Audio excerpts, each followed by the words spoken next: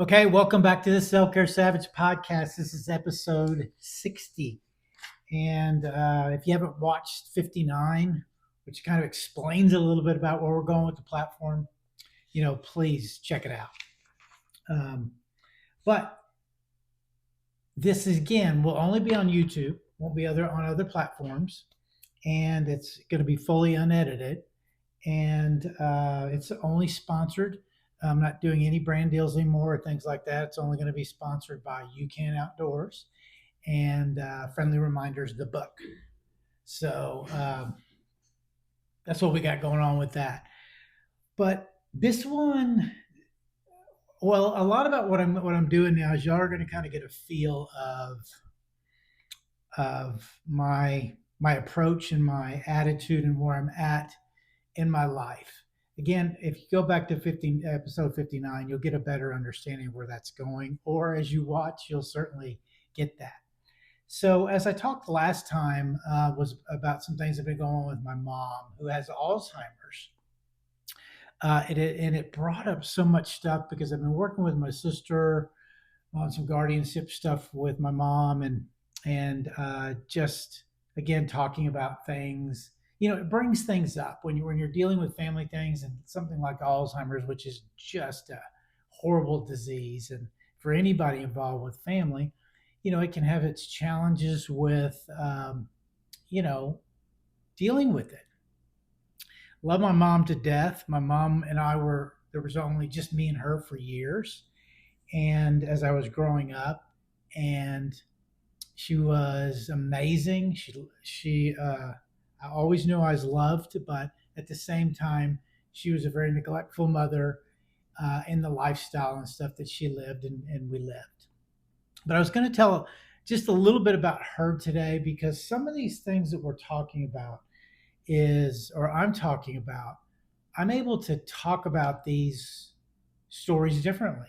And I've always pushed that narrative that if you heal and forgive, you'll be able to tell that story differently to where it's also you're able to share without the anger and the vinegar and the sadness and all the emotions with it. And that's where you can be very helpful to people that may have be able to relate to some of these situations and will, help them hear you because of your being able to tell the story in a more calmer, more matter of fact way and how it's helped you and what you went through without all of that, again, chaos in your head because you've healed from that. Anyways, I talked about a lot. My mom was married 8 times. My dad was number two.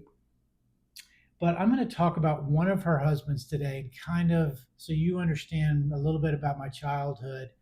I'll talk about some of these things and some of these specific periods with people.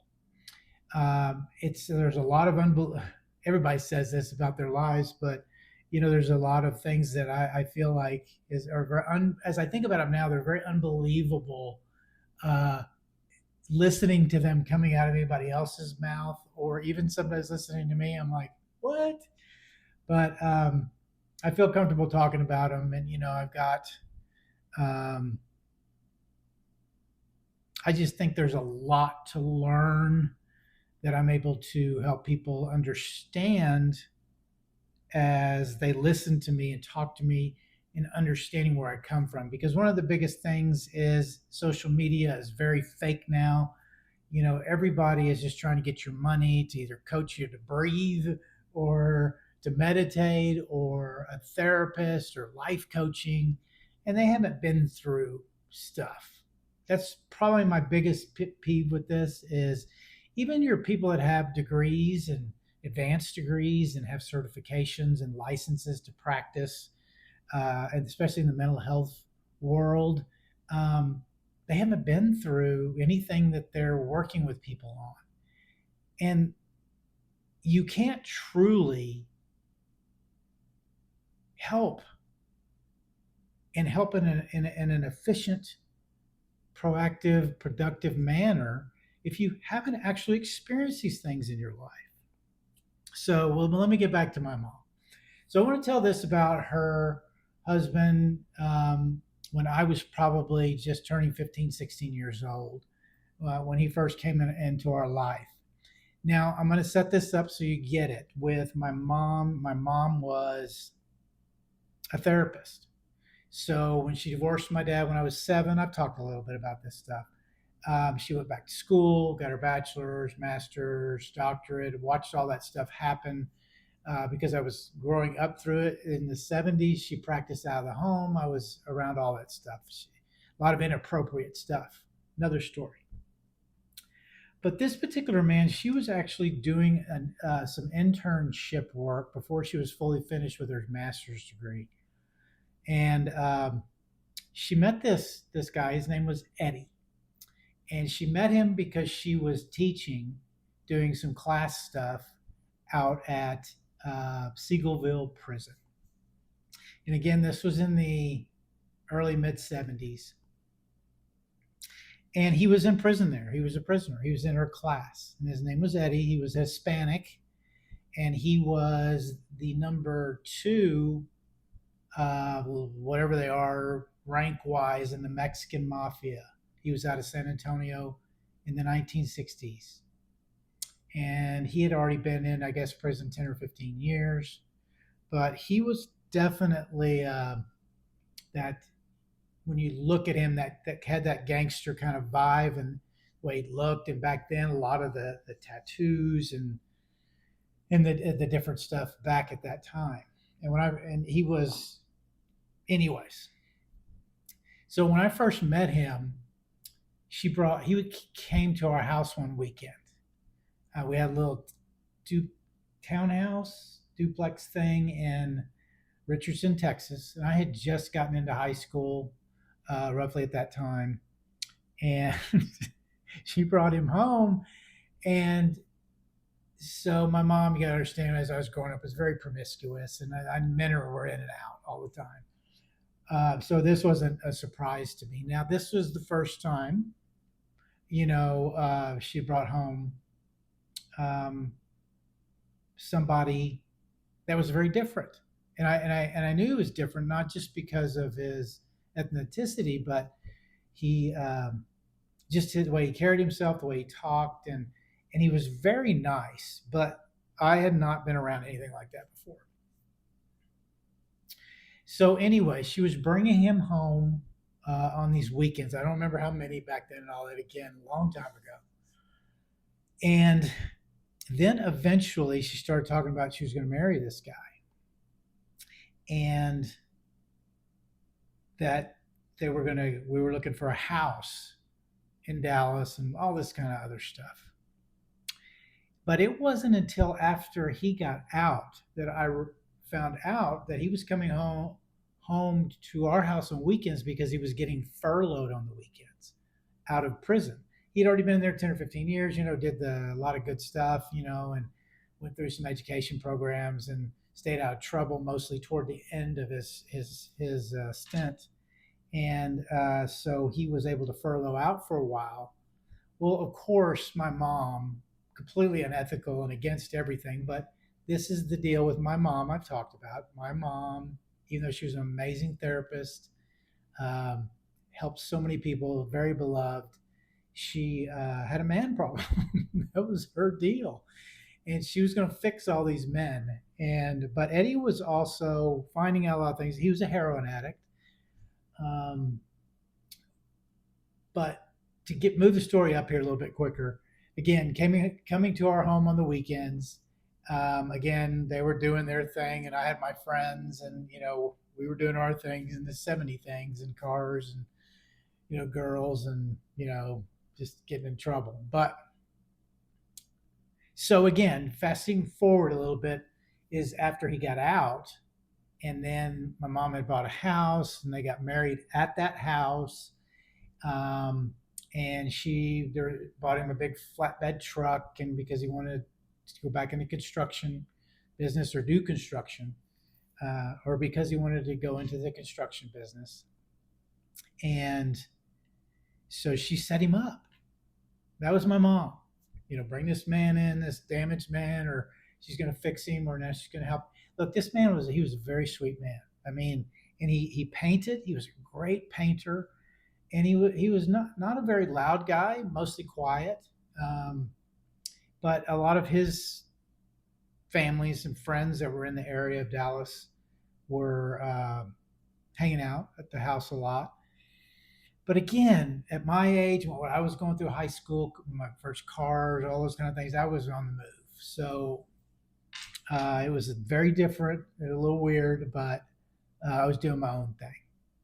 But again, through all that time, I found out he was coming to our house on the weekends, again, being furloughed, and that he came out of prison. And my mom finally let me know all these things. So I don't know. I think a little bit where I had come from and what I'd grown up in already. It was almost it, it was not shocking, but it was kind of intriguing. Prison, mafia stuff, all that kind of stuff. As a kid, that's very alluring in a lot of ways. But anyways, shortly thereafter, again, I don't know exactly how long, but I guess he started using again. So there started to be some of her things started being missing, like jewelry and all these kind of things. So, of course, at the beginning, I got questioned, and there was a lot of, I mean, my mom, again, this was her dysfunction, but fully in the belief of that she had no idea he was using again, I guess, but that he would ever do that and just not going there. So I ended up at 16 for a few months moving out, um, because I was just, I just didn't want to deal with all that stuff. And I had friends where I could go stay with, at different times. They'd let me sleep on their bedroom floors and things like that.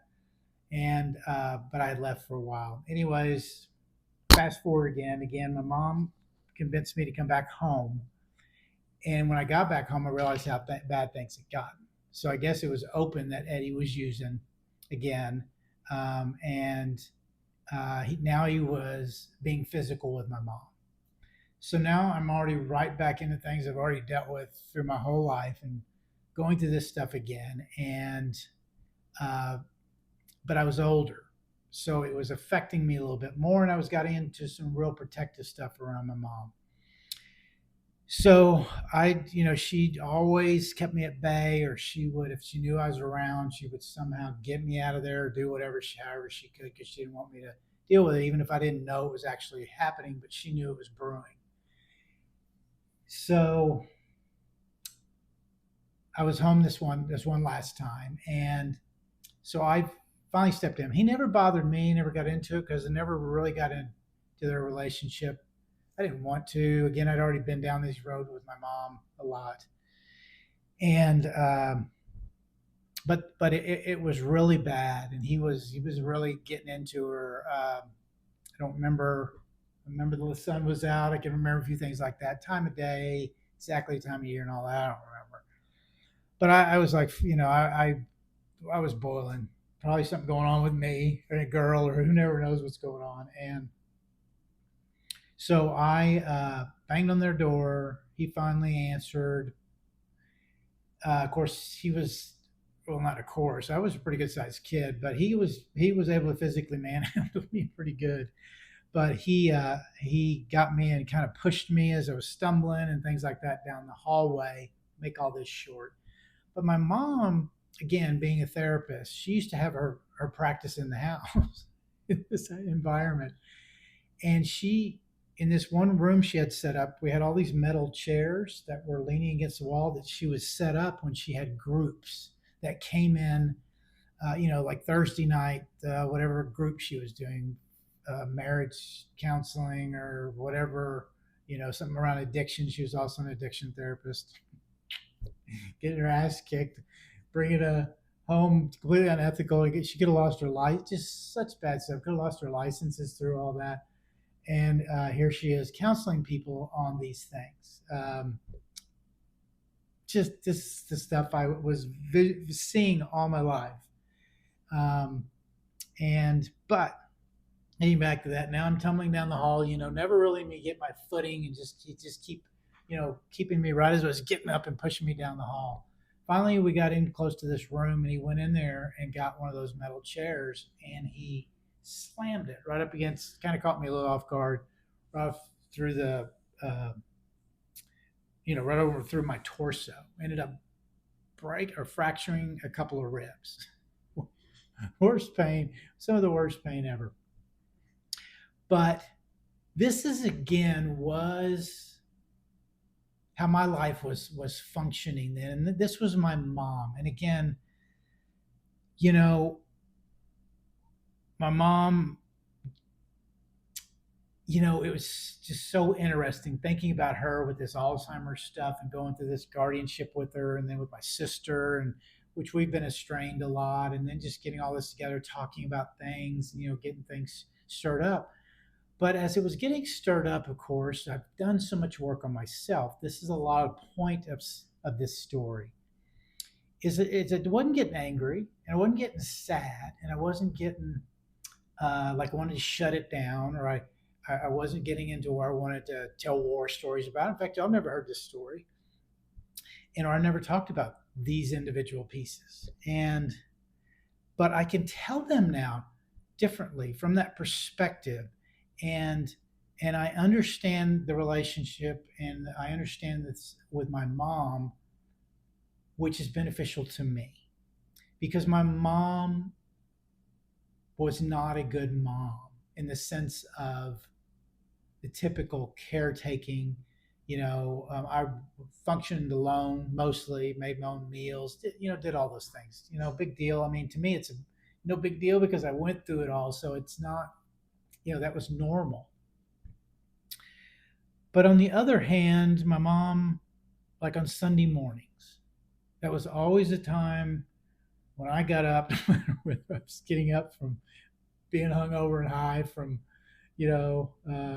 at 16, 17, or 15, whatever, um, late in the morning, or if it was early, whatever. She was always at the dining room table, drinking her coffee and reading the Sunday paper.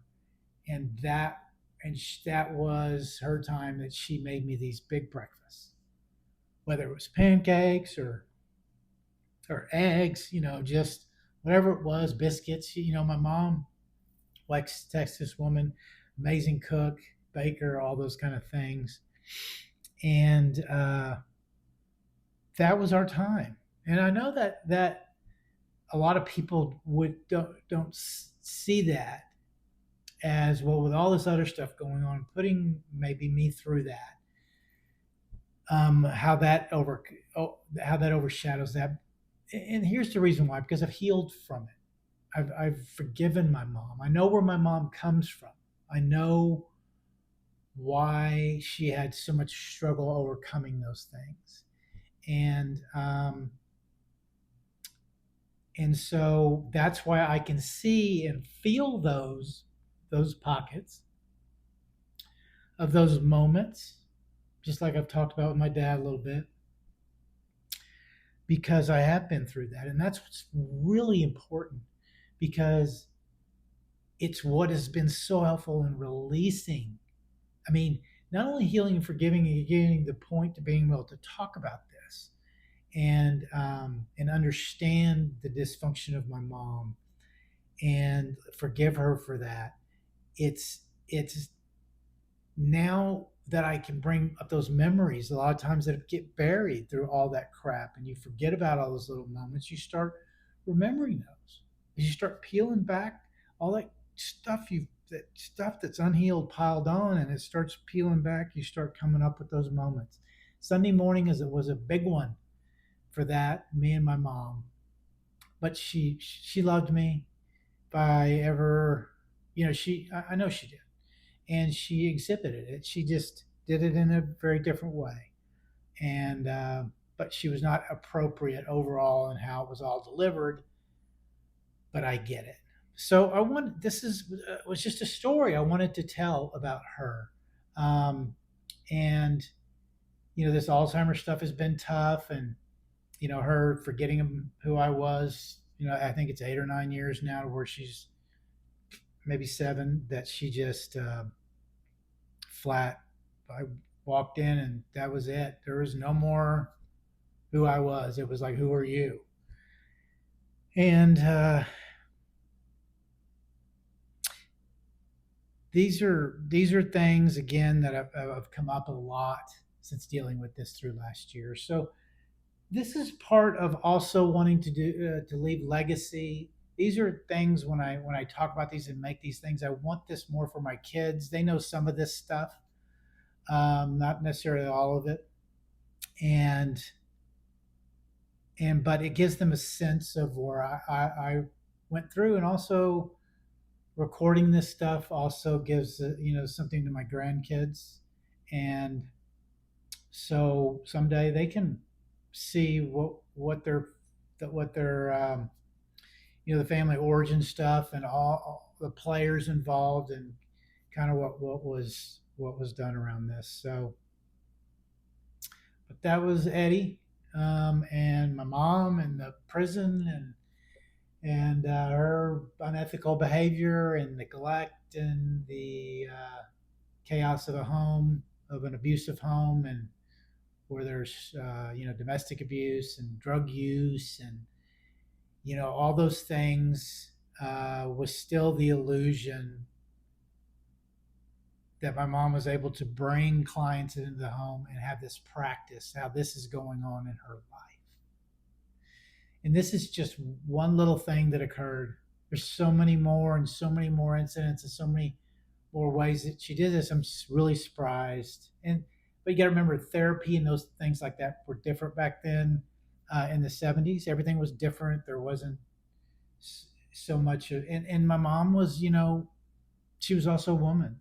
I think there was a lot of difference for that in trying to claw her way into creating a practice, her own practice, as well as being able to keep her licenses. I just can't imagine somebody didn't trail out, and because I watched so much of it, and unfortunately, I got touched by a little bit of it, through some of her clients. All of these people became our friends. So you have to understand, all of the people through her practice, most all of them somehow folded in her life were our friends. My mom was a West Texas country girl, beauty queen, all these things, but she learned back then, they bartered. My mom bartered her practice. We never had health insurance. I don't know how much I've talked about that. I'm getting off track, but I'll tell a bit more. We didn't have health insurance. My mom, when I went to the doctor, it was to this guy who was a former client, a doctor who I knew he was always pursuing her outside of that. But he, whenever I went to the doctor, which was very seldom, but if I needed to, she traded services somehow. Sometimes I'm not so sure she wasn't trading little services like, Forrest Gump's mom was with his school a little bit, but wouldn't surprise me. But she traded it around all that stuff. And so all these people were just part of our lives for whatever reason, um, you know, and just very dysfunctional. And she went in business with a lot of these people with different things. And yeah, so I hope that y'all kind of got something out of all this. And if you haven't, there's going to be a lot more of these stories. If they interest you, they feel good to talk about and get out and let y'all know more about me and exactly where this comes from, other than just me blanketing the trauma I went through as a kid or whatever else. But you guys, and then also showing everybody that look, it took me a long time and it's been a lot of hard ass work, as you guys know, years of hiking out in the woods by myself and on public lands and traveling full time for 7 8 years and just going hard on myself to heal and forgive, and I'm trying to show her by the other side of this and how you can get there. And all this forgiveness and all this is mainly for me, but you got to include whoever these perpetrators in your life were to yours, as to put that cherry on the top of completing it. And I've completed a lot of this.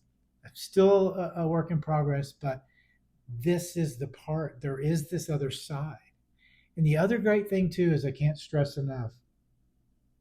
When you become a self-care savage, and then you become a master self-care savage, however you want to put this. Maybe I should put certifications on this stuff. And then you want to become an elite self-care savage is when you're able to tell your story differently to where it helps people. They understand, they get where you what you went through, and they can see it's not damaging and crushing to you anymore, and that you're not letting it set in when it is a memory that comes up or something challenges you. You don't revert back if it's similar to one of those things that triggers you. You're in control of your emotions, your mind. So and then you can share, and then people listen, and it's valuable and it makes sense. So yeah, but I think that's it. If you're new here, please subscribe, and comment, engage with this. I'm going to be doing these little podcast episodes, and I say little, maybe within 30 minutes in length, somewhere in there, 30, 45 minutes, and quite often. And I'm going to be doing, anyways, I won't get into all that stuff again. I can keep talking, and I want to make sure I'm not missing anything. But again, let me know what you guys think. I love everybody. I love our community. I've always been there for me, and I want to continue to show up for you guys always. So love everybody. Till next time.